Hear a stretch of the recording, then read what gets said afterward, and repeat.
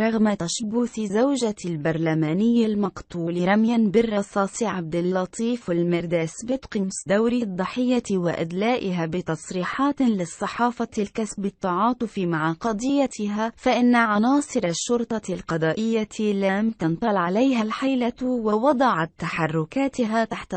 المراقبة، إلى جانب الفرديات الأخرى التي سبرت أغوارها التحقيقات البوليسية. وكشفت يوميت الصباح في عددها الصادر غدا الاثنين أن زلة لسان أحد المشتبه فيهم ساهمت خلال جلسة استنطاق في الكشف عن خيط رفيع قاد إلى فك شفرة جريمة القتل، بالإضافة إلى عثور عناصر الشرطة على رقم هاتفي يستعمله المتهم الرئيسي هشام مشتري مسجل ضمن أرقام بهاتف ابنة مرداس، ما دفع عناصر الشرطة إلى باستفسارها عن سر وجود رقم هاتفي بلائحة المكالمات. فأجابت ببراءة أن والدتها من ركب الرقم لتجري إحدى اتصالاتها. وتابعت ذات اليومية أنه وبالاستعانة بالأبحاث العلمية وتحليل المكالمات تم استجماع أدلة كافية ضد المتهم مشتري قادت إلى إيقافه في الصباح الباكر من الجمعة الماضية لترتبك زوجة مرداس بعد ذلك العدم رده على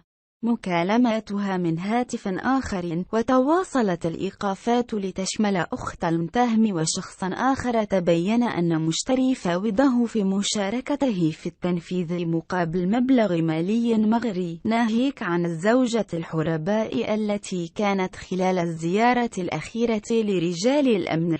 إلى الفيلا نقطة تحول كبير في سلوكاتها، فهي لم تعرف حينها مصير عشيقها وكانت مرتبكة، بل تتحدث بتمرد إلى عناصر الشرطة القضائية حين سألوها عن هاتفها قبل أن يواجهوها بالأصفاد لتلي مصير العشيق الذي كان ينتظرها في زنزانة الفرقة الوطنية. وتنتهي القصة التي رسمها للعيش في قصر من أوصله قتيلا إلى القبر. أبحيث الصباح دائما فقد خطط المشتبه الرئيسي لقتل الضحية بعدما نسج علاقة غرامية مع زوجة مرداس، وكانت الأخيرة تتردد على منزل أخته العرافة والتي كانت توهمها بحل مشاكلها الزوجية باستعمال سحر والشعوذة، ودفعتها في مرحلة سابقة إلى التنازل عن دعوى قضائية بابتدائية بن أحمد موضوعها التطليق للشقاق على اعتبار أنها ستجد لها الحل المناسب.